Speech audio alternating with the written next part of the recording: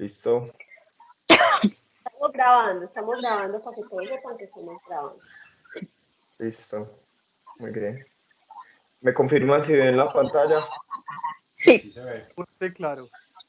Bueno, eh, muchas gracias a la profesora Olga por la invitación. Mi nombre es Alejandro Hernández Arango. Yo soy médico internista de la Universidad de Antioquia.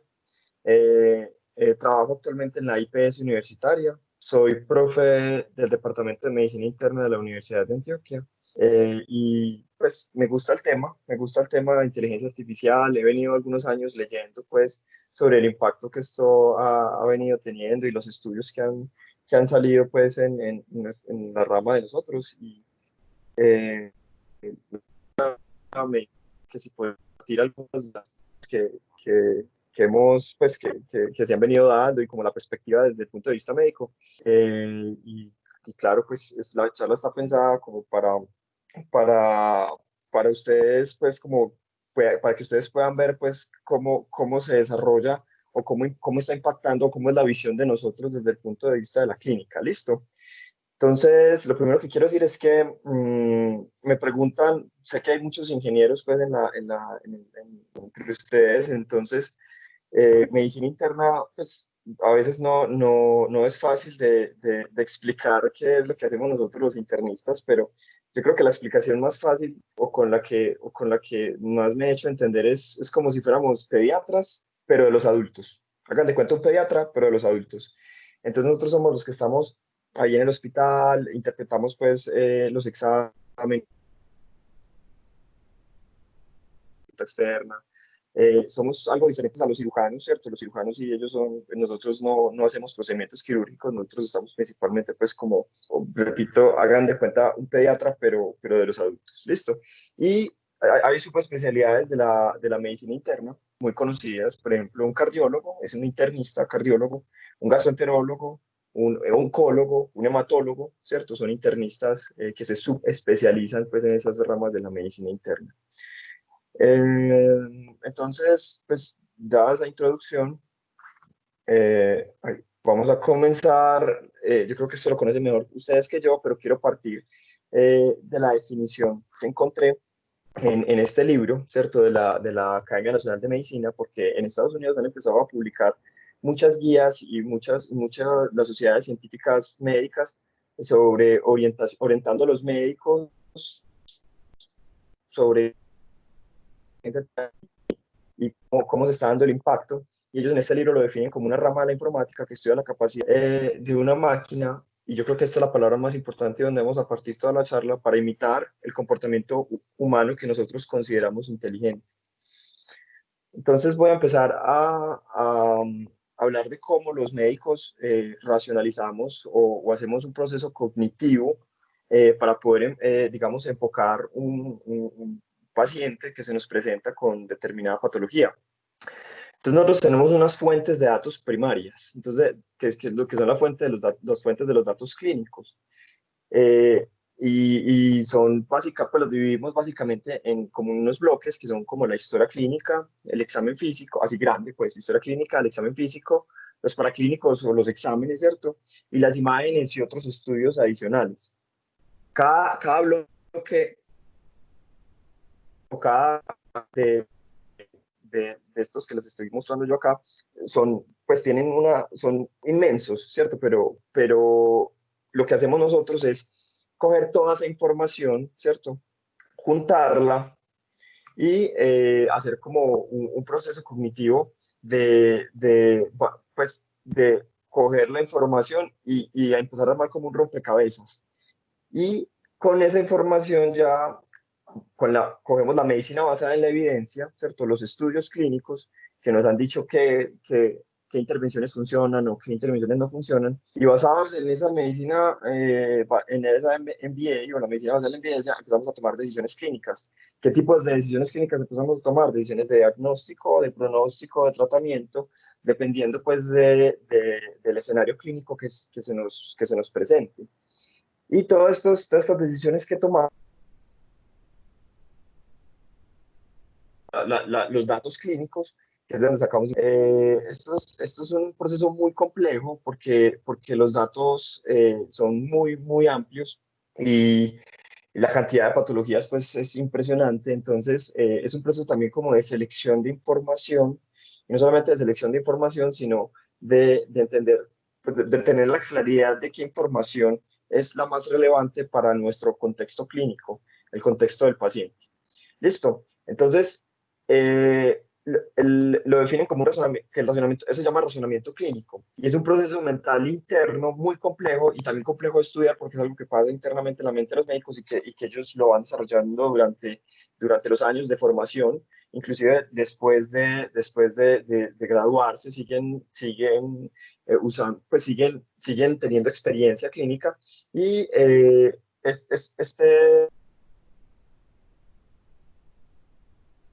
para enfocar situaciones clínicas particulares y está influenciado por muchos factores. Entonces, hay factores del paciente, factores del ambiente y factores del médico. Acabamos de hablar, pues, como la parte del médico, no solamente la experiencia, sino como todo el conocimiento que tiene. Y hay otro punto muy importante que es la intuición. Entonces, todo esto parte de la psicología cognitiva, o una teoría dual se llama eso, es decir, uno tiene como un enfoque analítico de la situación donde uno tiene que tomar toda la medicina basada en la evidencia, analizar el caso clínico, pero también existe un constructo racional que es intuitivo, que es de reconocimiento de patrones, que es muy similar a lo que hace ahorita pues la inteligencia artificial. Entonces uno, por ejemplo, puede ver una imagen de una facies, o sea, de un tipo de alteración que puede tener. Entonces, que el paciente tiene cara de luna, entonces nosotros inmediatamente reconocemos los patrones porque hemos visto muchos pacientes con ese tipo de signo clínico y entonces sospechamos una enfermedad pues, que se llama síndrome de Cushing. O vemos unas lesiones, pasa mucho con los dermatólogos, ¿cierto? Que ven un tipo de lesión específica y como ya reconocen los patrones, ¿cierto? Tratan de marcar esa información en un diagnóstico, pero eso es solamente una parte pues del razonamiento clínico, porque esa es la parte intuitiva. Inclusive, ahorita que vamos a hablar de los errores médicos, vemos que eso es una fuente grande de errores médicos, porque pues no conectar como esa parte analítica con esa parte intuitiva. También está la calidad del dato clínico, porque muchas veces me voy a volver, esto es como la historia clínica, lo que nos dice el paciente. Entonces nosotros empezamos a preguntar diferente o los datos clínicos no están ahí de una manera pues que uno los pueda acceder claramente a ellos, está con un familiar que de pronto no se acordaba de lo que realmente le pasó, entonces la calidad del dato clínico no es tan buena, entonces uno cuando va ya uno a hacer el constructo, ¿cierto? Cuando va a hacer el constructo racional, no es capaz como a veces de conectar todos los datos para poder llegar a un diagnóstico. Igual pasa pues en el examen físico, hay signos clínicos que están en ciertos momentos del desarrollo de la enfermedad y en otros momentos no. Pasa con los exámenes y de hecho es uno de los problemas más grandes que tenemos ahora, pues porque, y es una crítica que hacen los libros que inclusive Eric Topol, que es uno de los, uno de los referentes de inteligencia artificial en la medicina clínica, pues en la parte, él es cardiólogo, él dice que es muy curioso que uno tenga una tarjeta de crédito y que uno con la tarjeta pueda ir a otro país con la misma tarjeta de crédito se la reciben, porque la historia clínica, uno pasando la calle al hospital del frente, la historia clínica no tiene cómo comunicarse con, pues, los datos no pasan efectivamente entre hospital y hospital, sabiendo que es una información muy vital. Y una parte de todo este constructo clínico son las imágenes, que es donde más ha tenido, una de las ramas donde más ha tenido impacto, pues el Deep Learning ahora, que bueno, el paciente se presenta con un cuadro clínico compatible, con una radiografía, y con eso ya nosotros podemos, pues sumando todos los datos, poder intentar hacer un diagnóstico, o si estamos tratando, ya tenemos un diagnóstico, podemos establecer un pronóstico y un tratamiento adecuado para nuestro paciente. Bueno, mm, entonces, este señor es como el padre de la medicina moderna, Sir William Osler. Dice, resume todo esto que les acabo de decir en una frase que dice que la medicina es la ciencia de la incertidumbre y un arte de probabilidad. Y voy a empezar consideramos un arte de probabilidad y es una probabilidad muy compleja que nosotros no la hacemos de forma exacta, sino que utilizamos pues mucho la intuición y el conocimiento, pues, y el conocimiento que tenemos, pero no es algo que podamos calcular de forma exacta por todas las variables que se presentan al momento de un examen clínico. Entonces, aquí hay una fórmula que se llama la fórmula del likelihood ratio, y les voy a poner un caso clínico de un paciente que se presenta con fiebre y tos, ¿cierto? Entonces, nosotros interrogamos a nuestro paciente, tenemos una fiebre, la objetivizamos, es una fiebre de 39 grados centígrados, le preguntamos sobre la tos, caracterizamos la tos, bueno, entonces toda esa parte ya tenemos como todas las características de la tos, lo examinamos y entonces nosotros tenemos en medicina algo que se llama la probabilidad pretest. Y es decir, nosotros pensamos que nuestro paciente tiene hipótesis diagnósticas, es decir, el paciente que tiene tos, fiebre, dificultad para respirar, y solamente con el examen físico bueno, y yo lo ausculto y encuentro que tiene un signo que se llama egofonía, y tiene este otro signo, X, Y, Z. Entonces, este conjunto de signos, ¿cierto? Pueden ser estos probables diagnósticos. ¿Cuáles son esos probables diagnósticos? Una neumonía, un infarto, un tromboembolismo pulmonar. Entonces yo empiezo a generar hipótesis diagnósticas y empiezo a coger ese conjunto de signos y síntomas que el paciente me dijo y empiezo como a sumar para cada diagnóstico y miro cuál es el diagnóstico que más probabilidades tiene. Eso, o sea, todo eso pasa pues en la cabeza. Y entonces,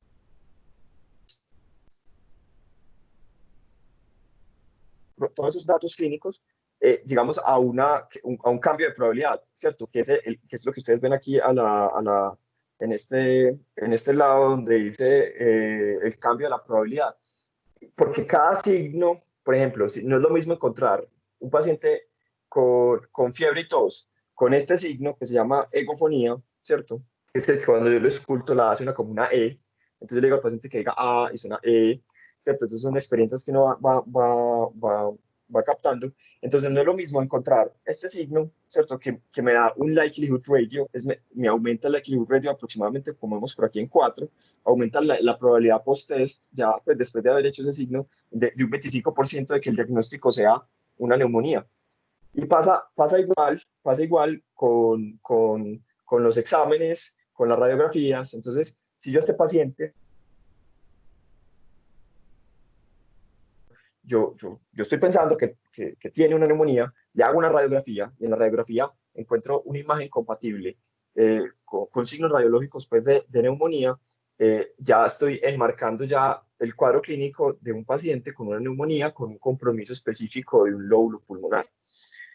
¿A dónde quiero llegar? A que nosotros también, pues implícitamente utilizamos la medicina basada en la evidencia, todo esto es medicina basada en la evidencia, ya conocemos qué signos clínicos son más probables o que nos suman o que nos quitan. Estamos utilizando la medicina basada en la evidencia y también utilizamos esta tablita 2x2 que he visto pues como en los pocos cursos que he hecho de inteligencia artificial que ustedes la usan mucho, ¿cierto? Pero a veces veo que con nombres diferentes, entonces nosotros utilizamos caracterizamos las pruebas y decimos qué tanto nos sirve para dar un diagnóstico Y. Entonces, nosotros utilizamos, voy a poner el contexto clínico donde estábamos, el paciente con fiebre y tos. Hoy en día, pues, hay que hacerle una prueba de coronavirus y esa prueba de coronavirus tiene una sensibilidad del 60, en el mejor de los casos, ¿cierto? 50 al 70%.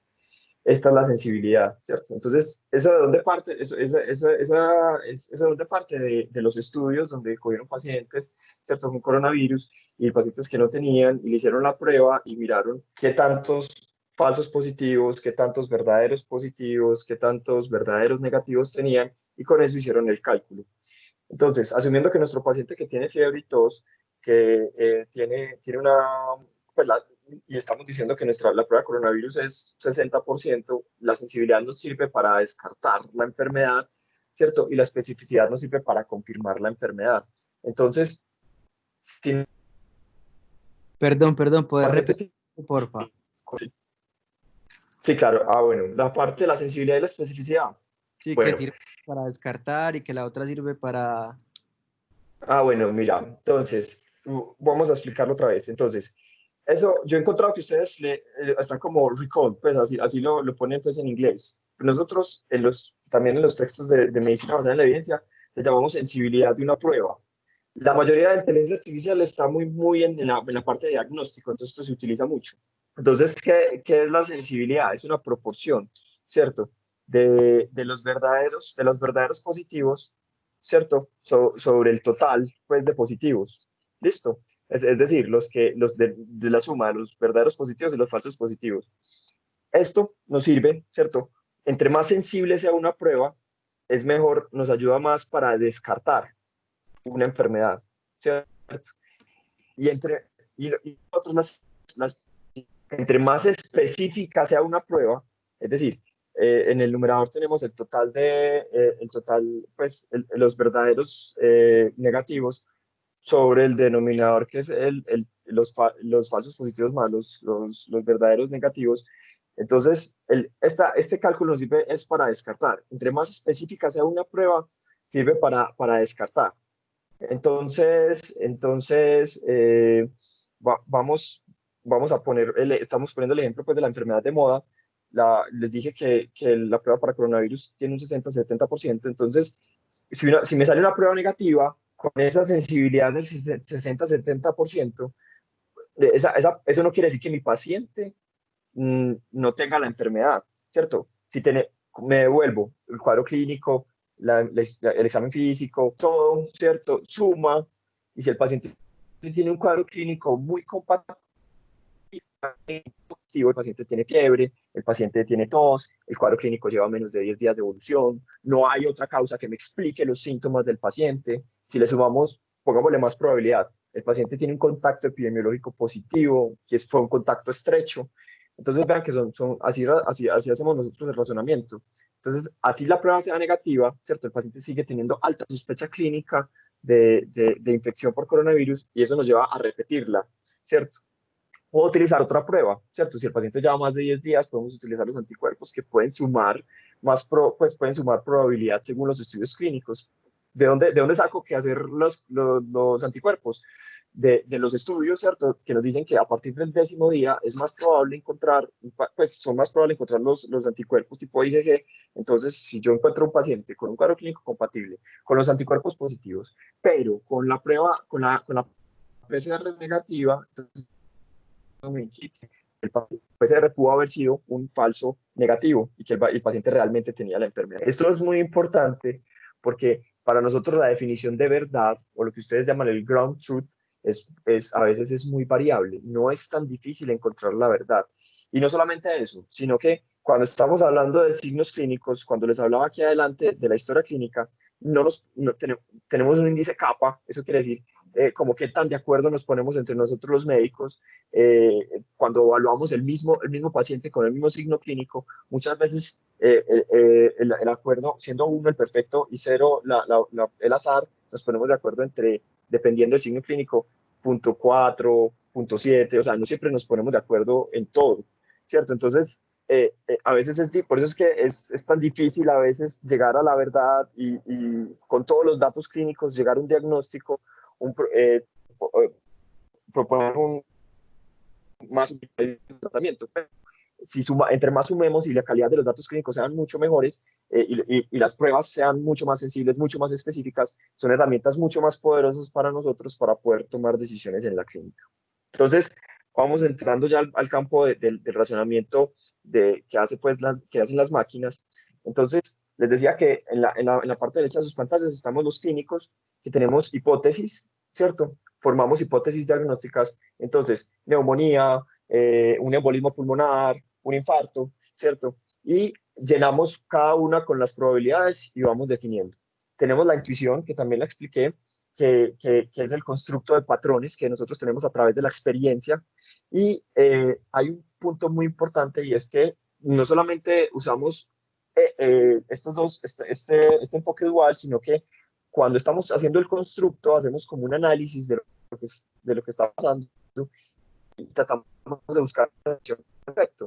Es decir, a ver, este paciente, ¿cierto?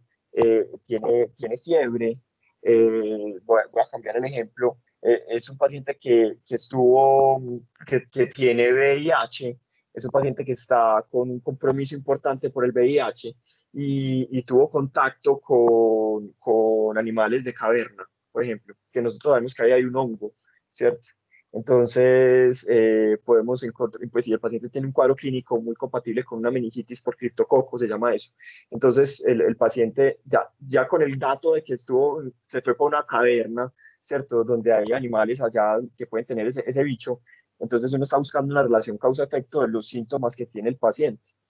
Mientras que en la inteligencia artificial es como un enfoque analítico en modo inductivo, porque los algoritmos lo que hacen es mover todos los datos con los que fueron entrenados eh,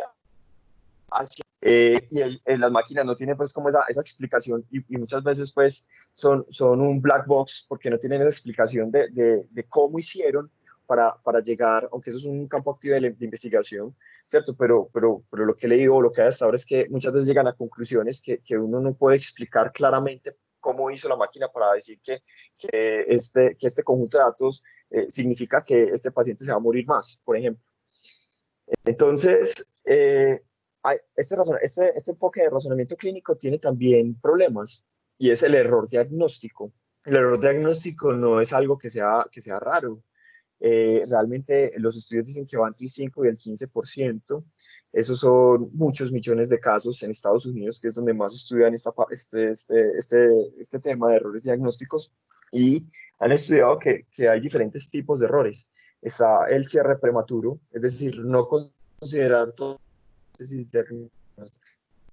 no pensé que era una embolia pulmonar, pero no se me ocurrió que podía haber sido una neumonía, ¿cierto? El anclaje es que, no, es que como está, y eso está pasando mucho actualmente, que hay pacientes que ingresan, ¿cierto? No toda fiebre y tos es coronavirus, pero como es la enfermedad que ahorita estamos en pandemia, ¿cierto? Entonces, claro, se dejan de considerar, o sea, todos los datos que tiene, yo trato de acomodarlos para que sean, pues, entonces, que expliquen el coronavirus hasta que no me saque la prueba negativa, entonces dejo de considerar otros diagnósticos alternativos. La disponibilidad es que no tengo suficientes datos como para llenar esas hipótesis y la confirmación es que realmente es parecida al anclaje, pero me quedo nada más pensando en un solo tipo de diagnóstico y no trato de considerar, pues, como los otros. A diferencia, pues, como la crítica que le hacen a la inteligencia artificial sobre la seguridad de los modelos, la capacidad de ser sujetos de ataques adversariales y alterar, pues, la forma en que el modelo interpreta los datos, la transparencia y la justicia, pues, que hablan sobre. Hay un estudio, por ejemplo, que les voy a mostrar más adelante, sobre cómo entrenaban un sistema para reconocer cáncer de piel, pero realmente solamente estaba entrenado en personas de raza, pues, caucásica y no afrodescendiente, y la explicabilidad que ya hablamos de ella, que es a veces un black box. Y hay un punto que quiero hacer hincapié, y es en la definición de la verdad, porque estos sistemas los estamos entrenando haciendo labels, sí, haciendo labels con lo que consideramos nosotros la verdad. Entonces, si un grupo de médicos se reúne y dice que esta imagen de patología es un cáncer, pero realmente eso no es tan cierto, porque muchas veces nosotros no nos ponemos de acuerdo en que, como les dije, hay un kappa que, pues, en general va entre el punto 4 y el punto 7, aunque hay situaciones específicas donde es mucho más alto, pero muchas veces no tenemos claro qué es la verdad. Y esto es una crítica que se le ha hecho a los sistemas de inteligencia artificial en cáncer. Este es una editorial muy, muy interesante que salió en el New England Journal en diciembre pasado, y ahora sobre el problema diagnóstico del cáncer, lo que les venía diciendo es que nosotros muchas veces no sabemos si el paciente o si esas células que están ahí aglomeradas, si representan o no representan una proliferación neoplásica que puede afectar al paciente. Entonces, muchas veces marcamos esas imágenes como con lo que nosotros consideramos la verdad y el sistema queda entrenado así pues eso no es lo que le está pasando al paciente. Y me devuelvo otra vez. ¿Cómo saber qué es lo que le está pasando al paciente? O el enfoque holístico de la parte clínica es, obviamente, no solamente basarnos en la parte estrecha, ¿cierto? De la imagen, de patología, de decir si es cáncer o no es cáncer, sino que tenemos un paciente que tiene muchos más datos. Los datos clínicos son mucho más ricos, que el paciente tiene una evolución específica. Entonces, hay datos en la clínica que nos hacen saber si el paciente tiene un cáncer maligno. Por ejemplo, una de las características de las neoplasias malignas es que hacen metástasis, ¿cierto? Entonces, de pronto si tenemos nada más la placa y no tenemos más información, es más difícil saber y de pronto las células, pues para el patólogo no son muy claras, pues no tienen claros de si son malignas pero si tenemos la información clínica y si juntamos la información clínica con lo que tiene el paciente, muchas veces eso puede aumentar la probabilidad de que el patólogo observe o se fije o busque unas características específicas en las células que puedan orientar al diagnóstico de un cáncer. Es difícil de explicar, pero no sé si me hice entender. Entonces, a ver, para nosotros poder definir la verdad, tenemos como una pirámide de la medicina basada en la evidencia, así lo llamamos nosotros. Y pongo ahí que para la inteligencia artificial también debe aplicar, porque nosotros clasificamos los tipos de estudios cómo se hacen los estudios en medicina, como la metodología clínica que se utiliza para hacer el estudio, la metodología, qué tan buena es o qué tan buena es para llevarnos a llegar a confirmar una hipótesis que lo que está más abajo de la pirámide de la evidencia, de la medicina basada en la evidencia, es la experiencia clínica, ¿cierto? Entonces, si yo he tratado 5 pacientes no sé, con aspirina para una patología X y me ha funcionado, entonces eso quiere decir que eso funciona para esa patología. Entonces, esa es la experiencia clínica. De ahí para adelante vienen los estudios con unos diseños metodológicos un poquito más robustos, que son los estudios observacionales, ¿cierto? Los estudios de ciencia básica. Entonces, bueno, empezamos a decir, es que voy a poner el ejemplo de COVID porque creo que es algo que muchos han leído y de pronto pues, nos puede orientar más. Entonces, en ciencia básica, la hidroxicloroquina, yo creo que es el mejor ejemplo. Entonces, en ciencia básica cogieron los cultivos de COVID y cogieron y pusieron la hidroxicloroquina y vieron que eso inhibía el crecimiento viral.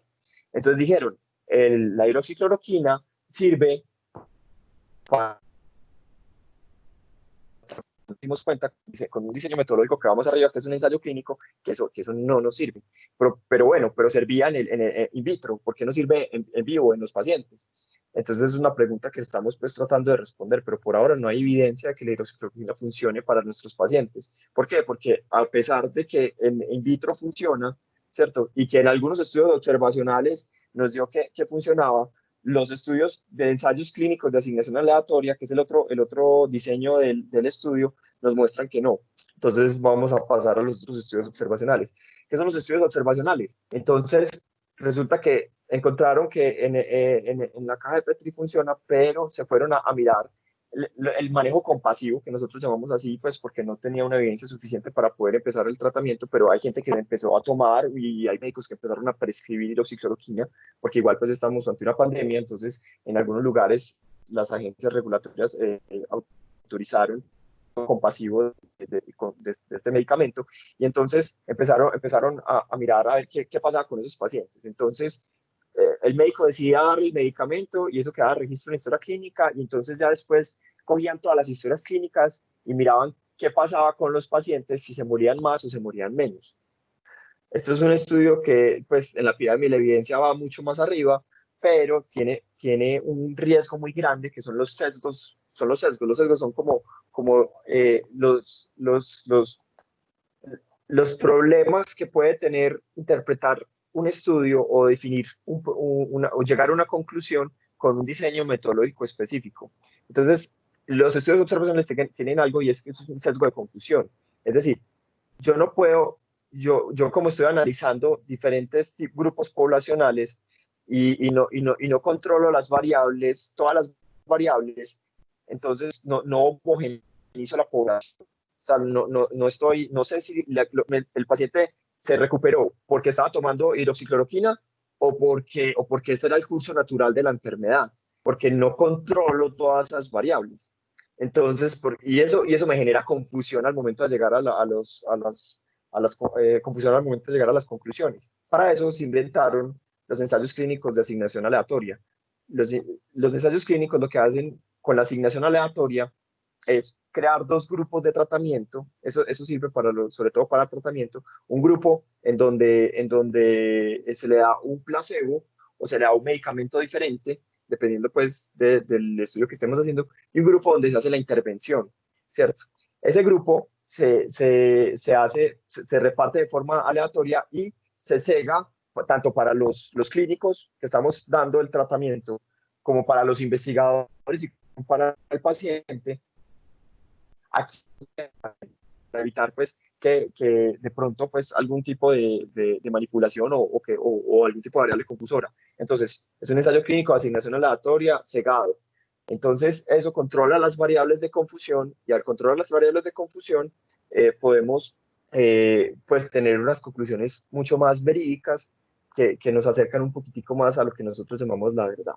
Listo. Entonces, en inteligencia artificial hay pocos ensayos clínicos, traje uno para mostrarles un ejemplo de cómo funciona en medicina.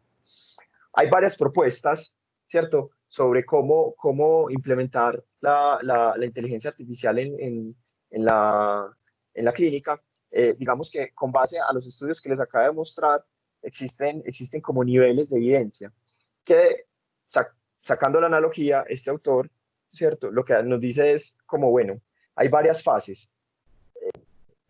Para poder aprobar la población, tenemos que asegurarnos que el medicamento sea seguro, que el medicamento de verdad sí funcione, ¿cierto? Y que el desenlace que estamos buscando sea adecuado para nuestros pacientes.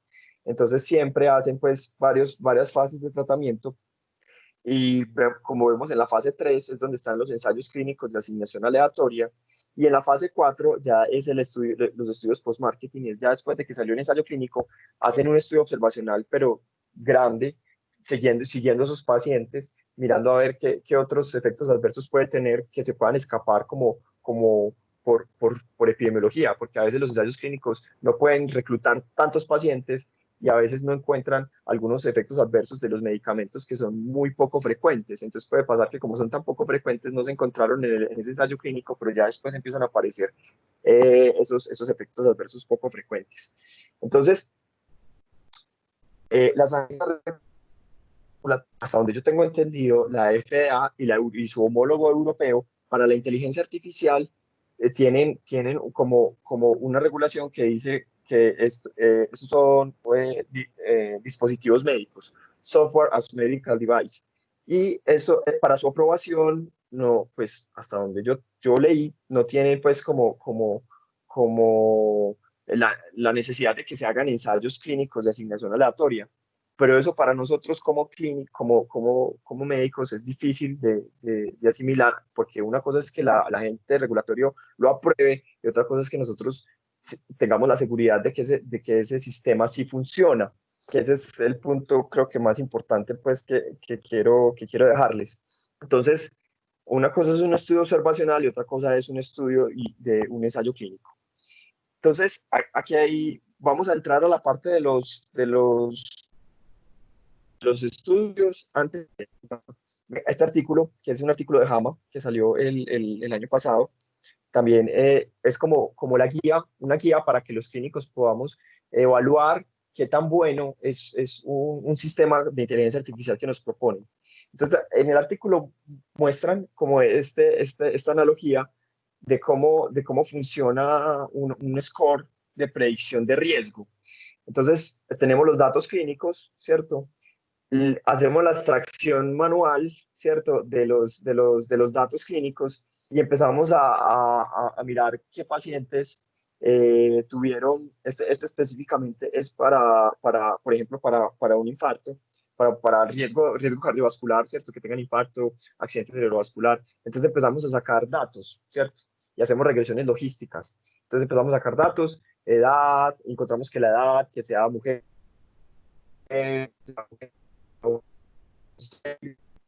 más riesgo para eso, ¿cierto? Y eso lo sumamos con los weights y hacemos un riesgo estimado. Esto lo conocen ustedes mejor que yo, ¿cierto? Esto es la manera en que funciona, pues, el deep learning específicamente, pues, con las imágenes médicas. Voy a pasarlo, pero para que vean que es diferente. Listo. Aquí, este es el de infarto. Hay un score que se llama un score diagnóstico y es que nosotros empezamos a sumar datos clínicos que nos den una probabilidad de que el dolor torácico de nuestro paciente, con el que se está presentando nuestro paciente, sí represente o no represente un infarto. Porque un dolor torácico puede ser una inflamación de una costilla, pues algo fácil de manejar, hasta alguna causa que compromete la vida, que no solamente es un infarto, sino que puede ser un neumotórax, comprometer la vida, que no son infarto y que si no las diagnosticamos, por centrarnos en la hipótesis diagnóstica de infarto, pues eso puede tener desenlaces adversos para nuestro paciente. Entonces, ¿cómo se sacan esos scores clínicos? Entonces, tenemos un estudio, ¿cierto? Que es el TIMI-11B, que tuvo 1957 pacientes, ¿cierto? Y miramos, pues, que quería ver, pues, en pacientes con infarto, si un medicamento que se llama la heparina funcionaba. Y a partir de los datos clínicos de ese estudio, ¿cierto? Sacaron el score de TIMI. Y ahí en adelante cogieron el score de TIMI ya armado, como lo vimos acá, ¿cierto? Este score, ¿cierto? Ya, el score ya armado, entonces lo validaron en una segunda corte, ¿cierto? Y miraron, ¿cierto? Hicieron las métricas, miraron qué tan bien predecía la presencia de enfermedad coronaria, de enfermedad coronaria aguda en los pacientes. Como este método, ¿cierto?, de inteligencia artificial hace como la validación de esos datos. Tenemos el estudio, pues, que este es de imágenes en la retina para reconocer retinopatía diabética. En las imágenes marcadas se hizo, pues, como el modelado, el entrenamiento del sistema, y se actualizaron los hiperparámetros con el dataset, pues, que lo ponen como el tuning dataset, y ya después en un test set se hace, pues, como todas las métricas de sensibilidad, especificidad, y todo para mirar qué tan bien funciona, ¿cierto? Este sistema, pues, en el otro grupo de imágenes. Entonces, teniendo eso claro, ahorita ha pasado que los estudios, algunos ensayos clínicos, y lo que estamos haciendo es intentando comparar con un grupo de médicos o con los médicos qué tan bien funciona un modelo de inteligencia artificial comparado con los humanos. ¿Esto de dónde sale? Yo creo que esta imagen también ustedes la conocen muy bien. Pues esto es el ImageNet, que es un grupo de imágenes de muchas cosas, tengo entendido yo, y que ponían a probar un sistema de inteligencia artificial versus un humano, si lo que le estamos dando es un gato, si lo que le estamos dando es una flor, si lo que le estamos dando es una mesa. Y a partir, pues, del 2015 con el Deep Learning empezaron estos sistemas, estos modelos de inteligencia artificial a ser mucho mejores. Entonces, eso aplicado en la medicina también puede pasar. ¿Qué pasa? Nosotros en este artículo del que venimos hablando, utilizamos como unas preguntas para poder hacia la utilidad del modelo de inteligencia artificial. O sea, qué tan útil es para nosotros como clínicos aplicar ese modelo en nuestra práctica clínica diaria. Entonces, lo primero es que es mirar como si los resultados del estudio son válidos, ¿cierto? Entonces, hubo una comparación, y eso es muy importante, con el gold standard, o el estándar de referencia para el diagnóstico pues comparamos el modelo con un referente estándar, ¿cierto? Entonces, como les acabo de explicar, la mayoría son como el concepto de un grupo de médicos. Las enfermedades que para su diagnóstico tienen una prueba que es la que mejor funciona y que es considerada el gold estándar. Entonces, para nosotros es muy importante saber contra qué se hizo la comparación, ¿cierto? Del modelo, contra qué lo estamos comparando, pues, porque no no es y para nosotros también es muy importante saber que el grupo de pacientes donde se está comparando eso, donde se está haciendo la validación del modelo, ay, se me cayó.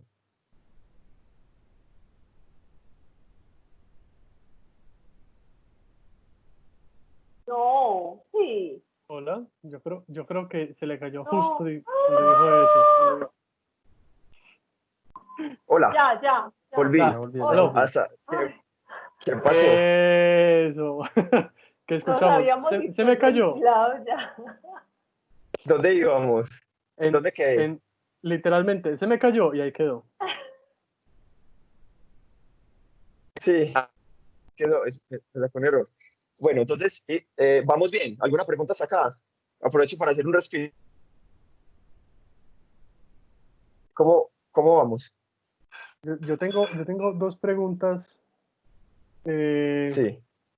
yo creo que la primera es de lo más ignorante de esta vida, pero yo puedo tener sintomatología idiopática, o sea, una serie de síntomas que son medibles, pero que sea una causa idiopática. A idiopática te refieres a que no los podamos explicar. Pues no sepamos por qué. Me acuerdo mucho de lo que dijo una vez Doctor House respecto a la palabra idiopático, pero Ujú. sí, realmente es eso. Sí, pues a ver, cuando nosotros utilizamos, sí, o sea, hay síndromes clínicos que a veces nosotros no nos podemos explicar, pero muchas veces es porque no tenemos los datos suficientes para enmarcar en el cuadro clínico y poder llegar a una decisión diagnóstica. Entonces, es mejor, en vez de decir pues que es un diagnóstico, esperar a ver como qué pasa con ese síntoma, cómo evoluciona. Eso pasa mucho en las enfermedades reumáticas, por ejemplo, que se manifiestan de una manera que a veces faltan datos como para enmarcarlas dentro de un cuadro clínico, pero que uno puede empezar a seguir el paciente y con el tiempo empiezan a aparecer las cosas. Pasa mucho en esto a veces, voy a poner el mismo ejemplo ahorita con los pacientes con coronavirus, a veces están primero asintomáticos, después empiezan con una tos que ni siquiera le paran bolas, y ya después empiezan a sumar cosas hasta que nosotros podemos llegar al diagnóstico. ¿Listo? Bueno, entonces Listo, están viendo en pantalla. entonces ahí iría, qué pena, hombre, ahí iría mi Sí. segunda pregunta. Siendo ese el caso, sería un oxímoron yo entrenar a un computador para que clasifique enfermedades idiopáticas, porque de por sí son aquellas que no tienen clasificación. Bueno, entonces eso es lo que estamos hablando de la verdad, ¿cierto? Ujú. La definición de verdad para nosotros a veces es muy compleja, porque si vas a entrenar un sistema de inteligencia artificial para clasificar enfermedades, pero no, ¿con qué? Pues, o sea, ¿con qué vas a hacer si es el aprendizaje supervisado? Entonces, ponerle un label a eso va a ser muy complicado, pero hay investigaciones donde cogen un grupo de pacientes, ¿cierto? Y empiezan a hacer aprendizaje no supervisado. Y ese aprendizaje no supervisado puede llevarnos a tratar de buscar una clasificación específica de ciertos tipos de enfermedades, ¿cierto? Entonces eso puede ser un tópico de investigación muy interesante, ¿cierto? Pero es como dependiendo del enfoque que uno le ponga. Listo. Si quieren, Perfecto, venga listo. yo. Listo. Entonces, eh, esta guía veo que. Pero entonces, nosotros tenemos como mirar si los estudios son válidos o no, contra qué lo estamos comparando, siempre nos preguntamos que si el modelo que nos están presentando de inteligencia artificial, ¿cierto? Pues nos están dando los suficientes datos para poder replicarlo en otro estudio, si la sensibilidad, la especificidad, el valor predictivo positivo y negativo son suficientes pues son suficientes para nosotros poder tomar una decisión con respecto a nuestro paciente. Y y lo más importante, si ese modelo y la decisión que toma ese modelo va a cambiar el manejo de mi paciente. O sea, ¿qué le va a agregar a mi paciente? ¿Cómo va a solucionar el problema que mi paciente tiene? Yo creo que esa es como la parte más importante.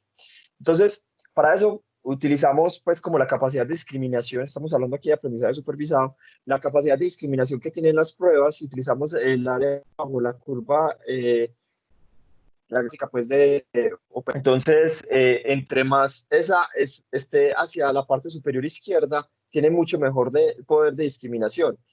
Y ahí viene una pregunta, y es, si un algoritmo se desempeña también como el médico de mejor rendimiento del estudio, la pregunta es suficiente para mejorar los resultados de los pacientes. Lo dejo a modo de pregunta porque realmente, y eso es lo que quiero hacer, cuando uno está con un modelo de inteligencia artificial que se te comporta igual que un médico o que un grupo de médicos, no necesariamente eso quiere decir que vaya a ser, que vaya a resultar en mejores desenlaces para nuestros pacientes. Aquí está pues como lo de las áreas bajo la curva que vamos a empezar a mostrar en los estudios, algunos de los estudios que les voy a mostrar. Como vemos, entre más llegue a esta esquina superior izquierda, va a tener mejor poder de discriminación entre los verdaderos positivos, pues entre los positivos y los verdaderos negativos. Entonces comencemos con el primero. Este es el más bonito de todos. Yo creo que yo creo que este es el estudio que porque es un ensayo clínico de asignación aleatoria en pacientes con adenomas. Lo hicieron en pacientes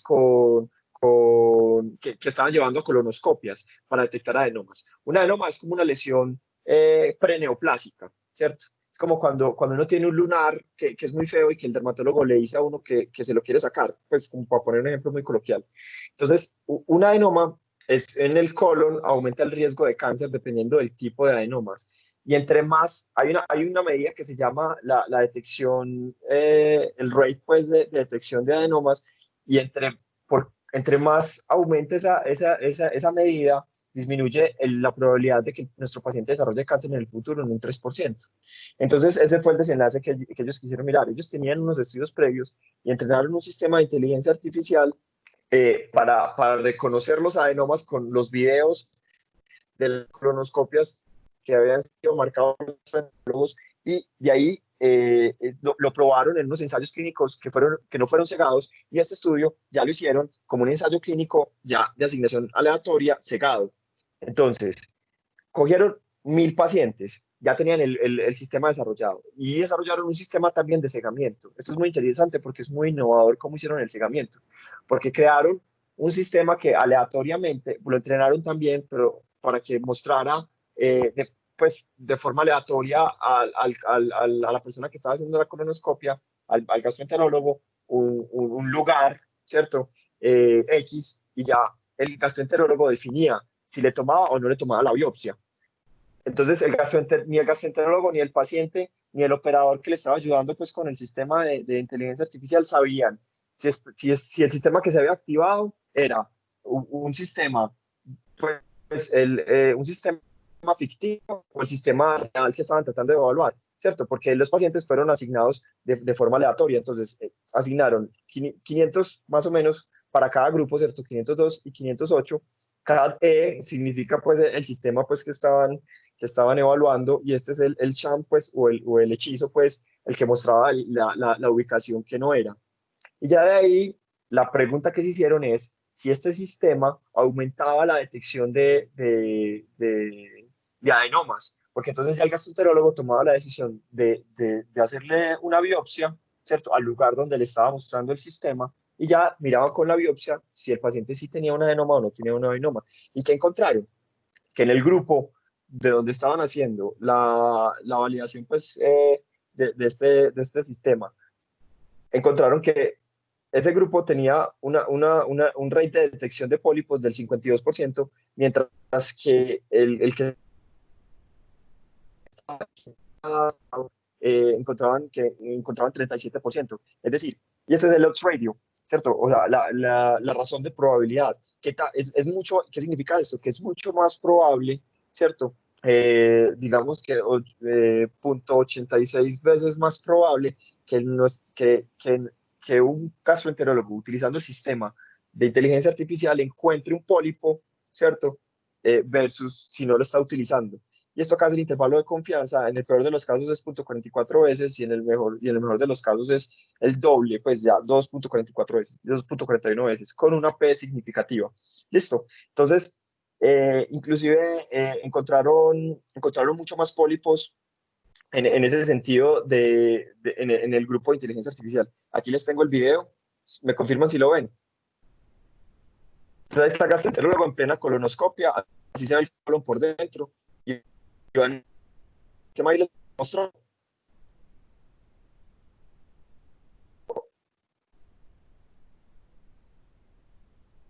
Hola, Eso está impresionante. sí. Estamos Entonces, eso se le impresionados, puede, pues, perdón. eso se le puede pasar a un médico fácilmente. Es que aquí uno está viendo ahí, pues si uno no lo ve, y el sistema mismo le mostró, lo detectó. Entonces, vean que el gastroenterólogo se devuelve a ver qué fue lo que vio, y ahí está el pólipo. Y esto puede generar, o sea, eso puede terminar en cáncer, ¿cierto? Entonces, vean que yo creo que este es el estudio más bonito de todos, sobre todo por el diseño metodológico, porque es un ensayo clínico de asignación aleatoria. Listo. Pasemos a otro, pues, porque el tiempo también apremia. Entonces, este es un sistema de decisión, de soporte de decisiones en pacientes diabéticos. Entonces, los pacientes Perdón, diabéticos yo voy tienen a un meter la problema. cucharada. Qué pena, Sí, Alejo. Clara Mosquera, muchachos, es la dale, dale. colombiana que les mandé el link. Clara Hola. Mosquera está en Portland y, ¿sí me oyen? Que Clara Mosquera es Sí, sí. la colombiana que les mandé el link, que está en Portland trabajando en estos temas y que nos está apoyando a Pacho y a mí con el Centro de la Cuarta Revolución a escribir en las cosas de ética. Es muy Ujú, tesa porque su trabajo doctoral terminó como en el 2015 y de ahí para acá ha sí. venido enfocada en desarrollo de inteligencia artificial para estas cosas. La carrera de ella es muy bonita, muy bacana y es como el estado del arte en esa área. Qué pena, Alejandro, haberte interrumpido. Ah, no, no. No, no, antes. Listo. Oye, ella está con nosotros. Entonces, es que se me cortó. Hola. Hola, hola. Ella nos está ayudando a Francisco Vargas, que por ahí está, y Ah, a ya. mí con el trabajo de la ética en el apoyo a la toma de decisiones, pero es una Ah, sí. referencia pues colombiana en el área. Ah, sí, claro. Ah, bueno, excelente, excelente. Sí, porque esto es muy importante, pues como que el diseño metodológico, no solamente para los pacientes, sino para la credibilidad, porque esto es algo que está empezando a impactar el mundo médico y realmente, pues, para que los médicos lo usemos, para nosotros es muy importante que lo podamos entender, que tener claridad sobre cómo funciona, que no tenga problemas éticos, pues que no discrimine a los pacientes. Entonces es muy importante y que realmente sí funcione, porque bueno, llevando este estudio, ¿cierto? Cuando leyendo más a fondo, resulta que hay algunos pacientes a los que se les hizo biopsia, ¿cierto?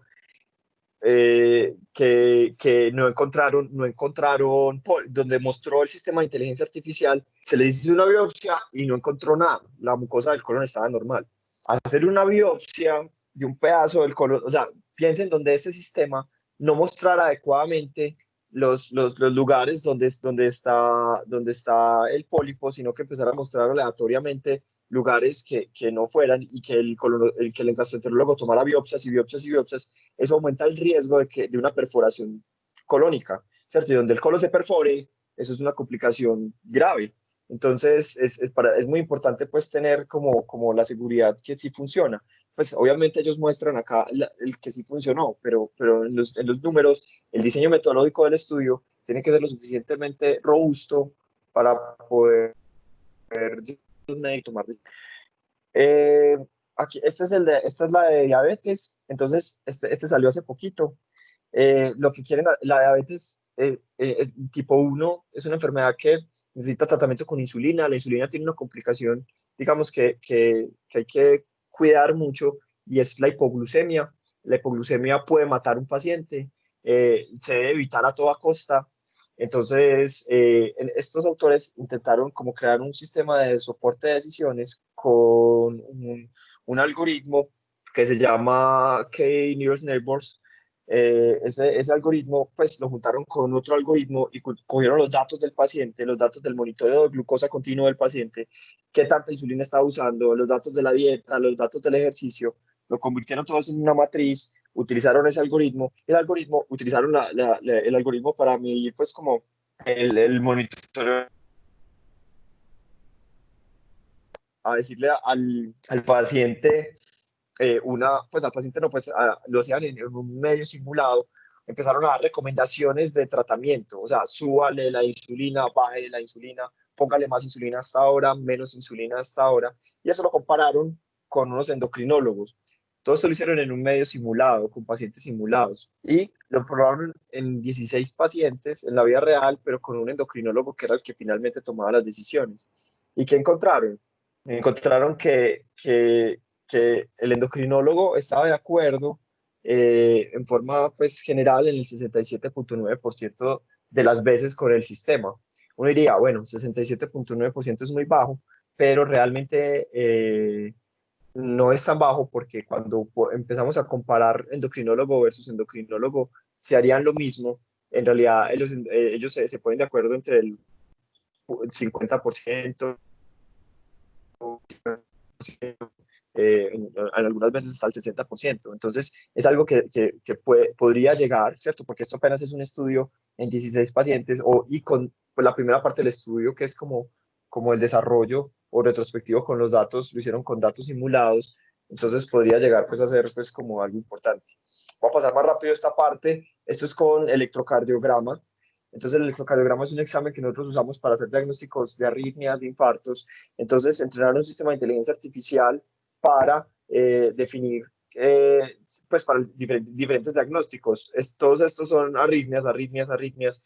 Y entonces miraban el F1 score de los pacientes que tenían, pues del sistema versus el de los electrofisiólogos que estaban comparando, pues haciendo pues como la lectura del electrocardiograma. Y como ven, inclusive el F1 score es mayor en más los pacientes con algunas arritmias, pues, pero son muy comparables, ¿cierto? El sistema de inteligencia artificial detectando algunos tipos de arritmias. Aquí vemos el área bajo la curva, ¿se acuerdan que yo les decía que entre más arriba esté mejor? Este puntico rojo es el de los electrofisiólogos y esto es pues el del sistema de inteligencia artificial. Listo. Aquí hay otro que también, este es del grupo de Stanford, Andrew Ng está por acá metido. Entonces, ellos también entrenaron un sistema de inteligencia artificial para lo mismo, para diferentes bloqueos, diferentes enfermedades que se dan pues, en diferentes tipos de arritmias y encontraron que tienen una sensibilidad muy, muy parecida, ¿cierto? Inclusive en algunas ocasiones mayor el del algoritmo, el de la red neuronal versus el de los cardiólogos. Este es muy bonito porque este nos habla sobre lo que nosotros como no alcanzamos, las máquinas sí pueden ver. Entonces resulta que cuando hay una complicación de los pacientes con enfermedad renal crónica, se les sube el potasio. Y eso puede generar más arritmias, porque el potasio es un ion muy importante para la contractibilidad miocárdica.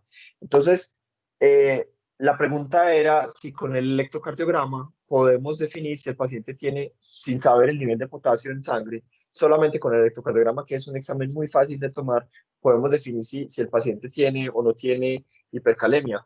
Entonces, es muy bonito el estudio porque sí, los cambios electrocardiográficos que pueden ser no perceptibles para los médicos, pues el sistema de inteligencia artificial fue capaz de percibirlos con una bajo la curva de 0.8 que es muy buena, ¿cierto? Entonces vemos que se acerca pues como acá a esta esquina.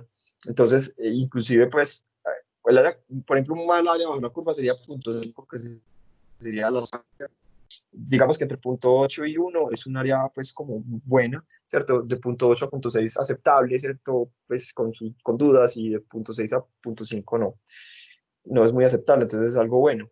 Inclusive, llegando pues más a fondo de lo que los médicos no podemos ver por las máquinas, sí, me parece más interesante todavía porque este es un sistema que utiliza una tecnología que se llama fotopletismografía facial. ¿Qué hace la fotopletismografía facial? Entonces, cogen un video de una persona y miran los cambios de coloración de la piel de la persona para mirar el pulso. Entonces, esos cambios, pues, que se traducen en píxeles, son imperceptibles para el humano, pero sí son perceptibles para las máquinas. Entonces, ellos cogieron y dijeron, bueno, si cuando una persona tiene una arritmia, el corazón no late, digámoslo, late con un intervalo diferente entre cada y ese intervalo es diferente, entonces digamos que el pulso es arrítmico y el cambio de la coloración de la piel se da de forma arrítmica y no rítmica como debería ser. Entonces, con esta tecnología de inteligencia artificial, una red neuronal y fotoplasmografía facial, lograron pues, correlación o por lo menos hacer un screening de pacientes para ver quiénes podían tener fibrilación auricular, que es una arritmia, solamente con un video de la cara del paciente. Entonces, eso pues es muy impresionante.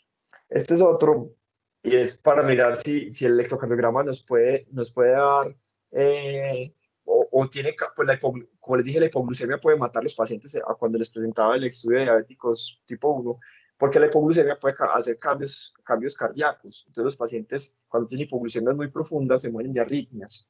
Entonces, pero esos cambios pueden ser imperceptibles estudio, que es un estudio pues muy poco, es en 4 pacientes. Entrenaron un sistema de inteligencia artificial para reconocer las características de los latidos con el monitoreo continuo de glucosa cuando estaba por debajo en niveles de hipoglucemia y encontraron que habían unos cambios específicos para cada paciente que eran imperceptibles, pero que entrenando el sistema podía decirles si el paciente estaba haciendo una hipoglucemia sin necesidad de tomarse la glucometría que implica chuzarse pues el dedito, ¿cierto? Entonces con el electrocardiograma. Pero, obviamente, esto es un estudio que no es lo suficientemente robusto, pues el diseño metodológico todavía no nos dice si que lo podemos aplicar en los pacientes realmente, pero son hipótesis sobre cómo podrían funcionar esos sistemas que se podrían confirmar en estudios mucho más grandes y mucho más robustos. Este pues que es muy conocido, el de eh, de la el año pasado para identificar la arritmia, pues que de la que hablamos ahorita, la fotoplasmografía, que es de la fibrilación atrial. Este utilizó pues un buen número de muestras, es un estudio observacional, este no es un ensayo clínico, ¿cierto? Y encontraron que en todos estos pacientes, pues cuando el reloj sacaba la alerta, encontraron pues una incidencia de 0.52 de fibrilación atrial. Hay que tener en cuenta que todos estos pacientes eran sanos. Y de esas alertas que sacó el reloj, les mandaban un dispositivo que se llama Holter, ¿cierto? Un dispositivo de telemetría para poder medir la frecuencia cardíaca, pues, que es lo que lo hacemos, pues, que es uno de los métodos para el diagnóstico de fibrilación atrial. Y de todos los pacientes que reportó, ¿cierto? El 84% encontraron fibrilación atrial. Entonces, son sistemas, pues, de monitoreo que funcionan. Pues detectar punto 52 es muy poco, pues como para aplicarlo en una población general y decir que podemos hacer screening con el Apple Watch, no, pues no es costo efectivo, pero hay que tener en cuenta que esta población era sana, ¿cierto? Entonces ahí surgen más preguntas de investigación. Decimos, bueno, y si aplicamos esto a pacientes que tengan factores de riesgo para desarrollar fibrilación auricular, este porcentaje puede ser mucho mayor. Eh, aquí hay pues, un sistema de inteligencia artificial para detectar metástasis de cáncer ganglionar. Estos son las personas del MIT, ¿cierto? Entonces aquí encontramos pues que como mapas de calor que el sistema pues marca las células, estos son cortes pues histológicos del ganglio y marca las células donde está el tumor. Y aquí está pues como, esto es muy interesante porque quiero hablarles desde el tiempo. Entonces, vean el puntico verde y el puntico el puntico verde es cómo se comporta, son los patólogos con mucho tiempo. O sea, que se quedan ahí analizando la imagen 6 horas, 4 horas, el tiempo que necesiten. Y el puntico naranja es cuando los patólogos tienen el tiempo estándar, tienen media hora para analizar la imagen, ¿cierto? Entonces vemos, el sistema de inteligencia artificial se comporta tanto como un patólogo que tiene mucho tiempo, que no es lo común, ¿cierto? Generalmente los patólogos no tienen tanto tiempo para analizar las imágenes y se les pasan imágenes de metástasis ganglionares pues, de pacientes con cáncer con metástasis ganglionares. Este es uno muy bonito también porque esto es un tipo de estudio que es intraoperatorio. Estaban operando pacientes con tumores cerebrales y querían saber hasta dónde llegaba el tumor. Entonces, entrenaron un sistema de inteligencia artificial para poder definir con respecto al patólogo pues, qué tipo de tumor tenía. analizar el sistema de inteligencia artificial y el otro para donde el patólogo. Y entonces, bueno, aquí no se ve muy bien, pero entonces el sistema de inteligencia artificial era capaz de detectar el tipo de tumor que tenía el paciente, y no solamente el tipo de tumor que tenía el paciente, sino que lo hacía en segundos. Pues, y en cambio el patólogo sí se demoraba, y eso implicaba, pues, porque el paciente está ahí abierto, ¿cierto?, en cirugía. Entonces el neurocirujano necesita saber del patólogo si tiene o no tiene cáncer para saber si reseca más márgenes y saca más tejido. Entonces, en términos de tiempo, eso es muy importante. Ese es el de cáncer de piel, que fue entrenado pues en pacientes blancos, muy criticado porque esto, si no, le ponemos un paciente de tez pues más oscura, puede que el sistema no lo detecte, pero como vemos, esto también pues tiene una muy buena área bajo la curva. Y este es el de las retinas.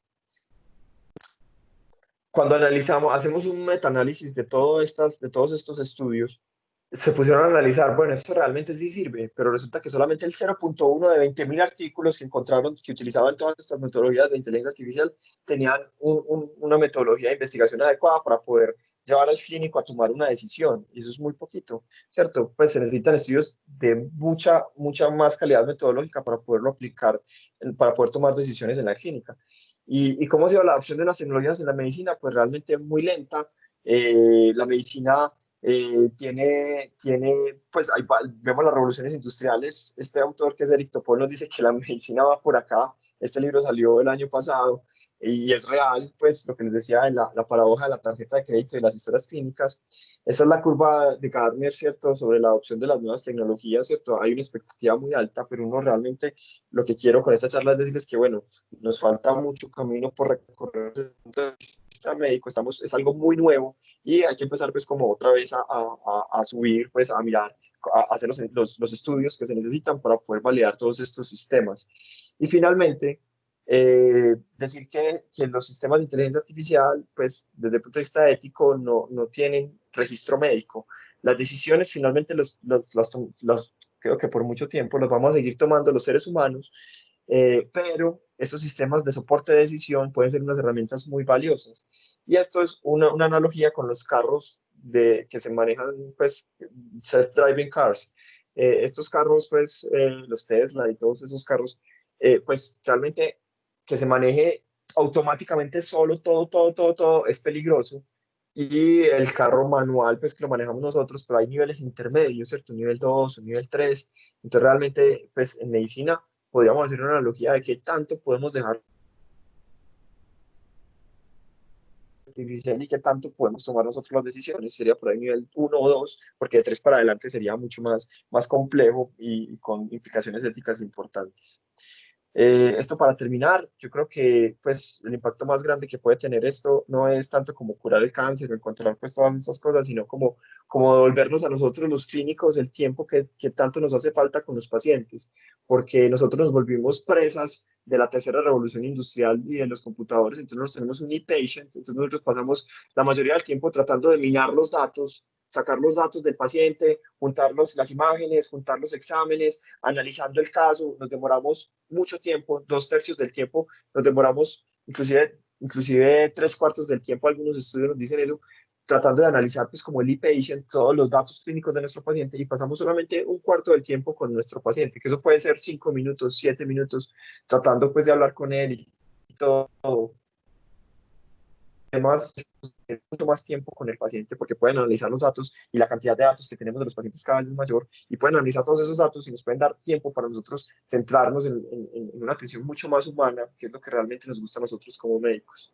Muchas gracias por la invitación. Eso era todo lo que les quería decir.